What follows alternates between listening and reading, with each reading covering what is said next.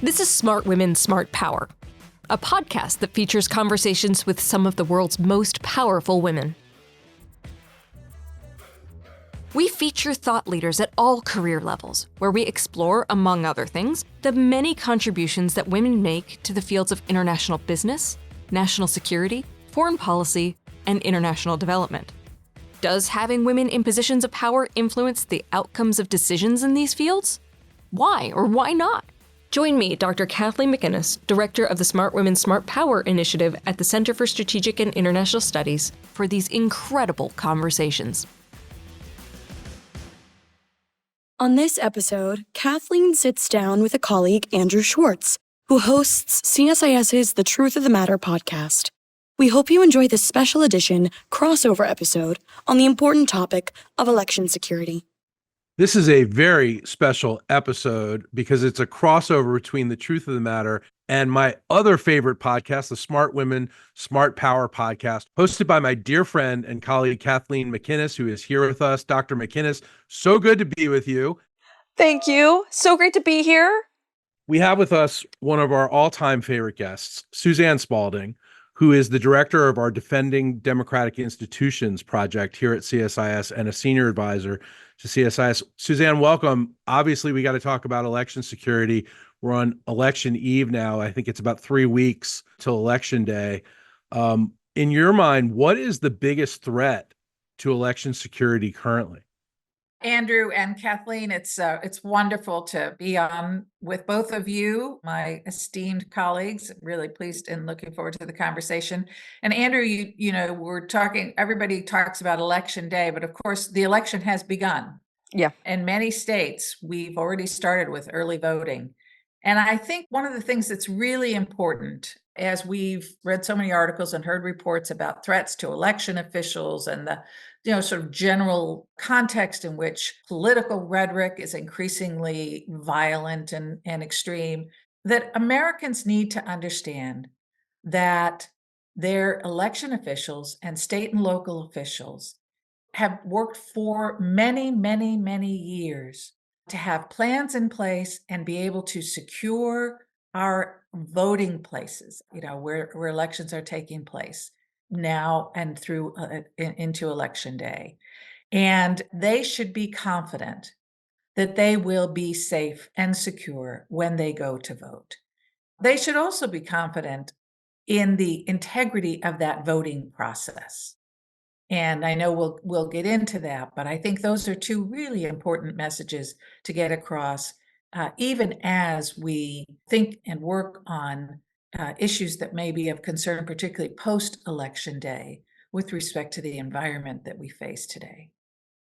Well, Jen Easterly, who's the director of the U.S. Cybersecurity and Infrastructure Security Agency, says there's no chance a foreign adversary can change U.S. election results.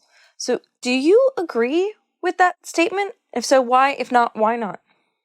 Well, I'm always nervous about saying, anything is 0%. And I don't think that's really what Jen was saying. But because we have so many built-in checks and balances in the system and so much resilience and redundancy, I wouldn't disagree with her statement. I think it would be highly, highly, highly unlikely that they could change the outcome at a national level of our presidential election. And again, that is both because of all of the measures that our state and local election officials take to secure the machinery of the voting process, but it's also because we have all across the country in all of our jurisdictions, teams from both parties who oversee this process, who are there to help in overseeing every step along the way, to make sure that Americans can have confidence in the integrity of this. Jen also bases her conclusion on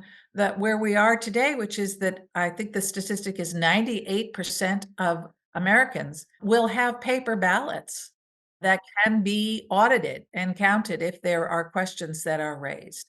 So there's just so many processes in place that it would be very hard for an adversary to, by altering votes in the voting machines, for example, to achieve something like that. Suzanne, what about the perceptions out there, the misinformation disinformation surrounding the election. And what should we really be worried about? What are some of the key things we need to be worried about? So the thing I am most worried about is the disinformation designed to undermine the public's trust in the integrity of that process, right? We know that our adversaries, Russia, particularly most vigorously, but also Iran and China, are pushing information operations, propaganda, disinformation that is designed to undermine the public's trust in democracy and in our institutions. And that includes in the integrity of that voting process.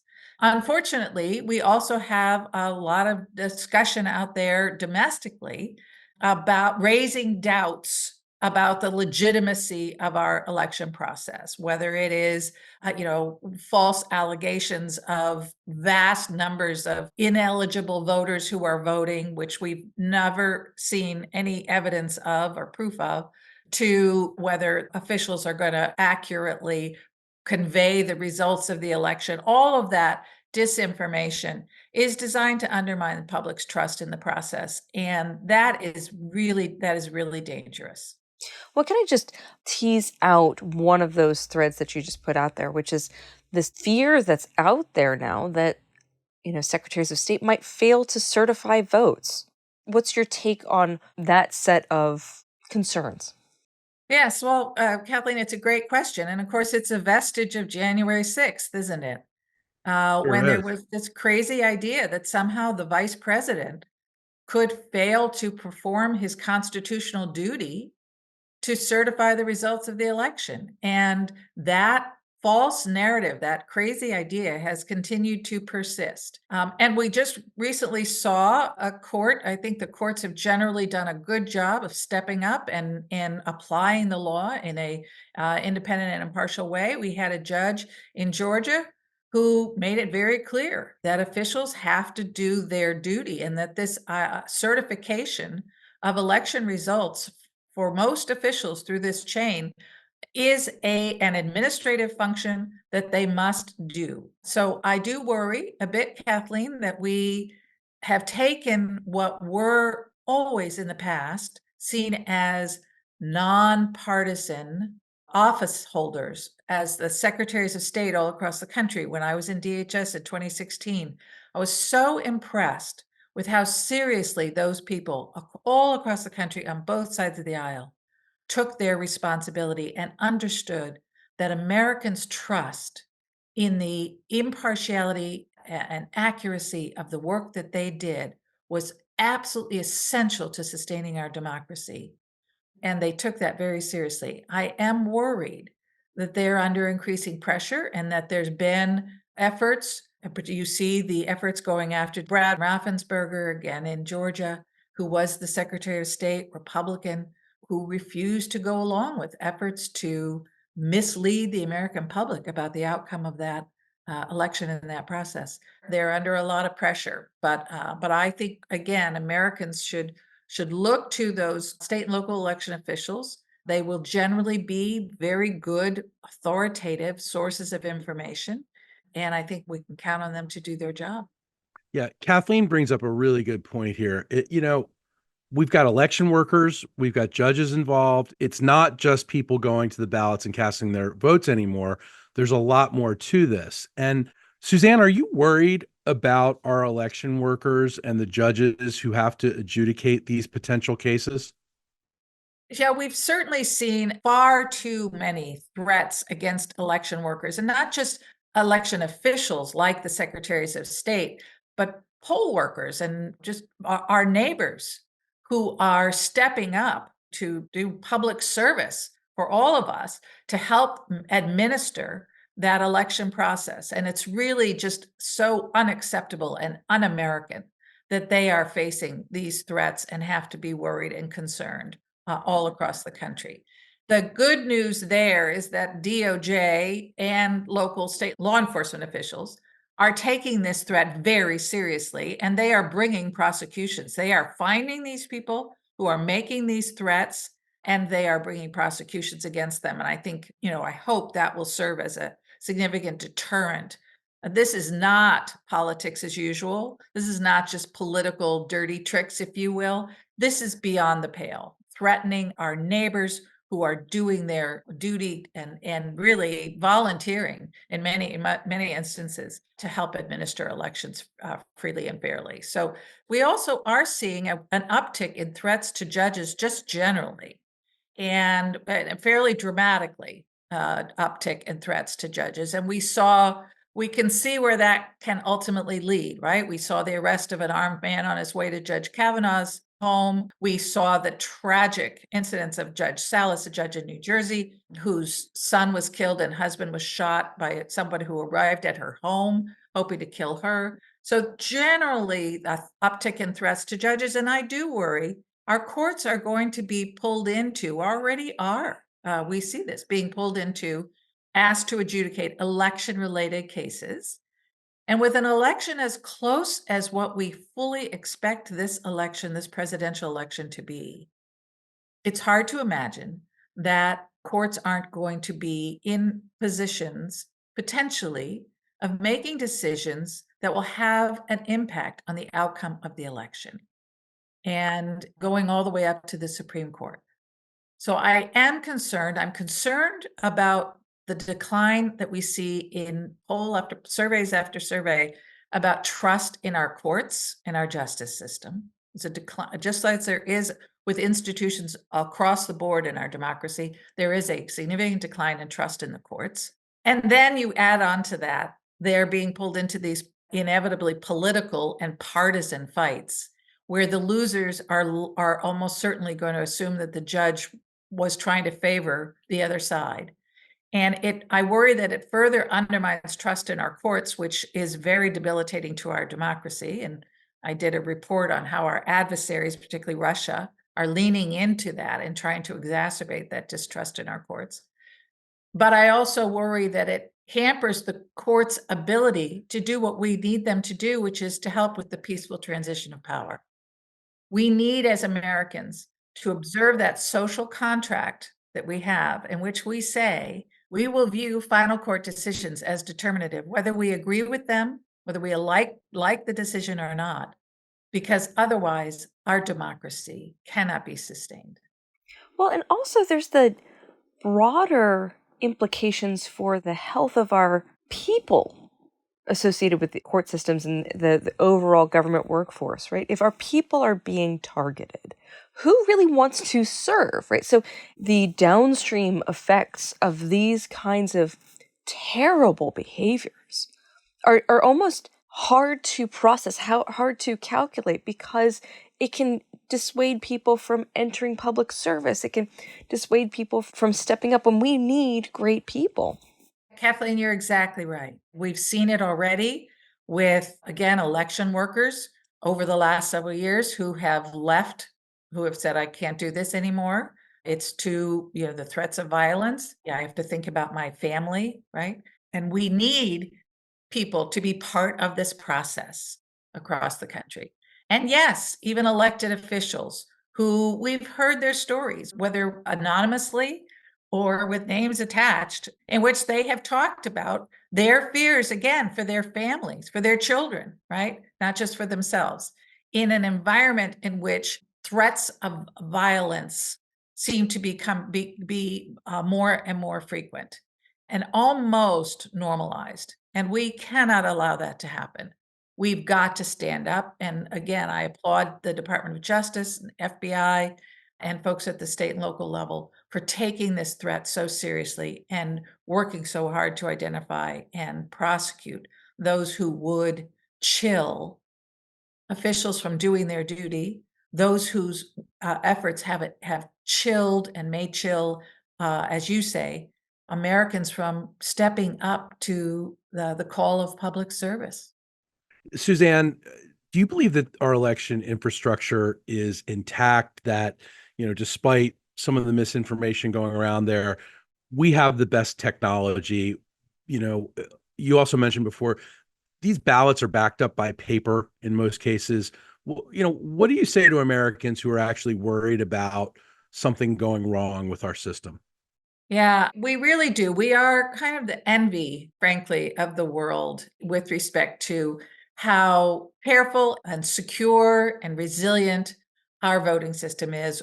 Again, not just with respect to technology, but with respect to all of the procedures and processes that we've put in place, right, to secure those voting machines. They are not connected. As you go to vote, there is no connection between that voting machine and the internet, right? And that we do have these paper ballots, that there are, again, teams from both parties, from both candidates that are there to make sure that the process is safe, secure, and the integrity of that process all the way down the line. So much redundancy that is built in here. And that is what these Secretary of State offices and their state and local election officials, that's what they do 24/7, all year long. They didn't just start this process in the last few months. They are building and improving their processes every single day.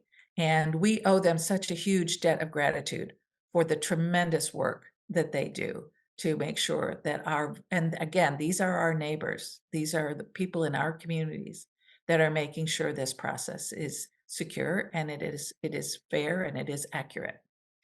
I was in London last week and I asked a number of different friends, what they thought of Brexit and Russian interference within that. And, and we had these really interesting conversations about how decisive Russia's malign influence was at that time. And the consensus was hard to tell because were opinions already set against the European Union before? Was Russia putting its thumb on a scale that was already down?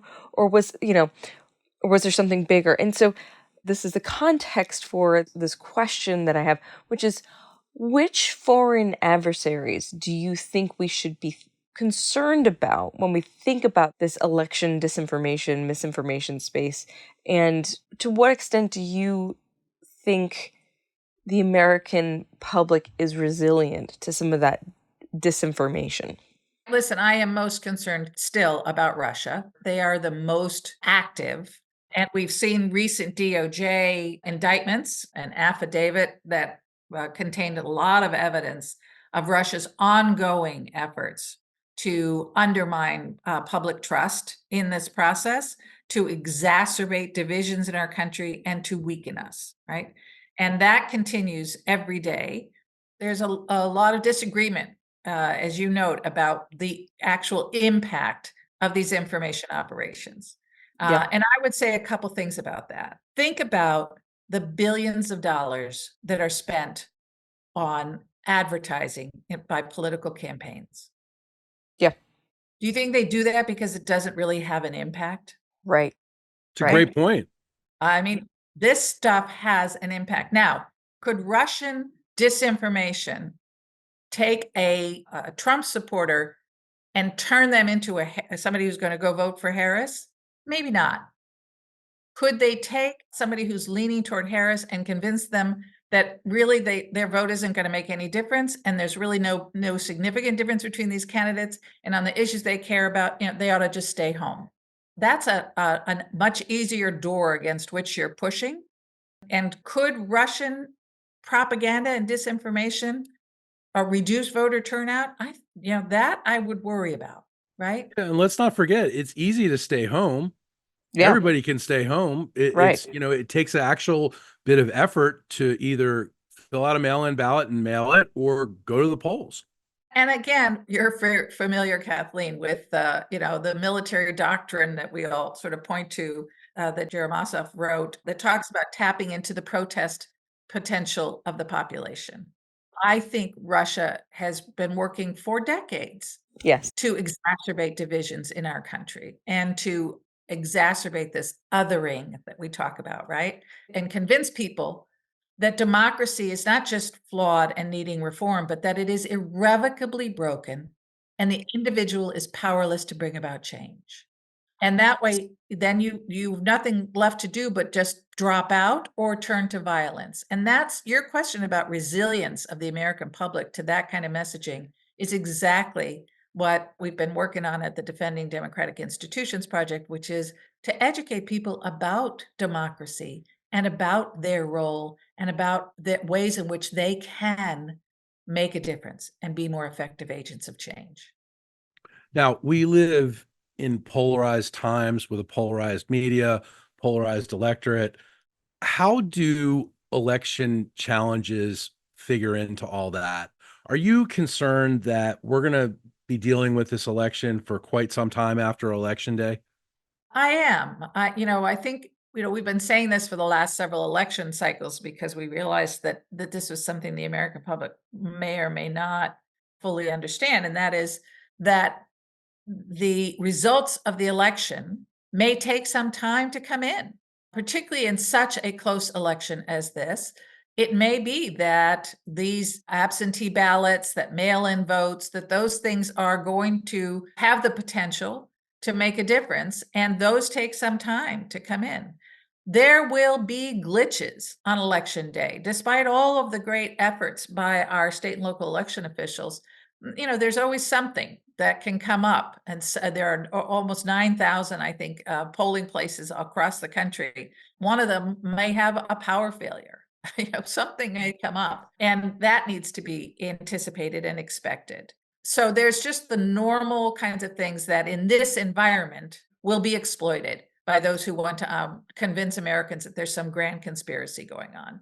And then there are the legal challenges that we've talked about. And I think there will be. I think, both sides are preparing to both bring and defend against challenges that may be brought in the courts. And while courts have mechanisms for moving quickly with respect to preliminary injunction, for example, that could stop something, generally, this is not a really fast process to adjudicate all of these claims that are going to go through the courts. And we saw that leading up to January 6th, where that process took some time to play out. But already on that date, we had over 60 court cases rejecting claims of wide-scale fraud. The worry, of course, is that the people who attacked the Capitol that day accorded no legitimacy to those court cases. Well, and you've raised such a critical point here. We don't get answers about elections quickly anymore. I mean, I'm recalling Bush versus Gore, right? And how that was contested, hanging chads, all of the things. These kinds of election challenges and like going through and methodically recounting, it's almost the norm now. And yet there seems to be a public expectation that we'll get a result overnight because, we can also get like, I don't know, diapers delivered overnight by Amazon, right? Like it's just like this expectation for speed because of our incredible telecommunications and other infrastructure that exists that just doesn't match with history or reality. Yeah.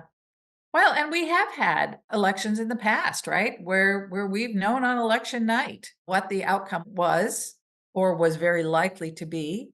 I think part of what is going to exacerbate the problem here, Kathleen, that you've described, of course, is how close this election is likely to be.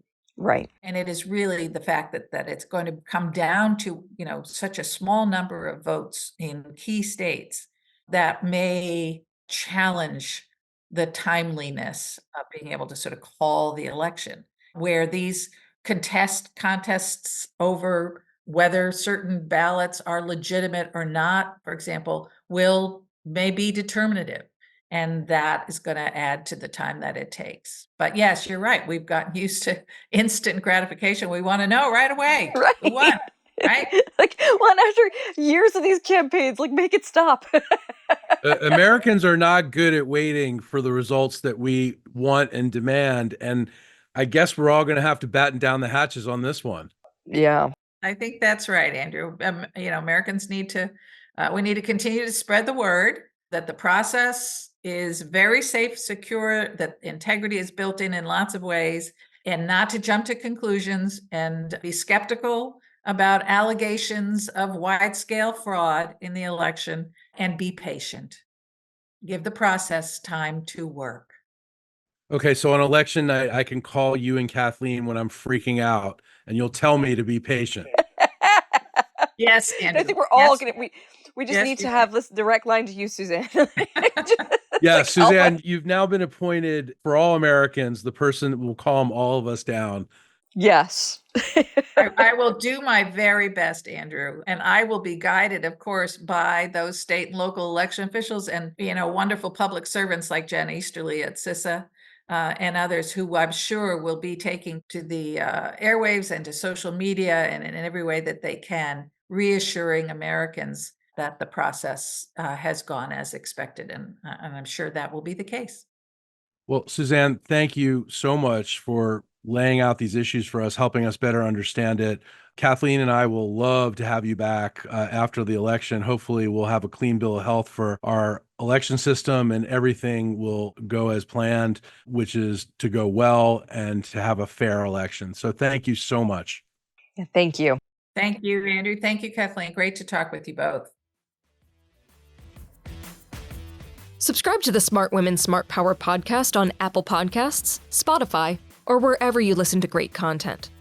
Be sure to follow us on Twitter @SmartWomen, or you can follow me on Twitter @KJMcInnes1. Thanks for listening, and join us next time.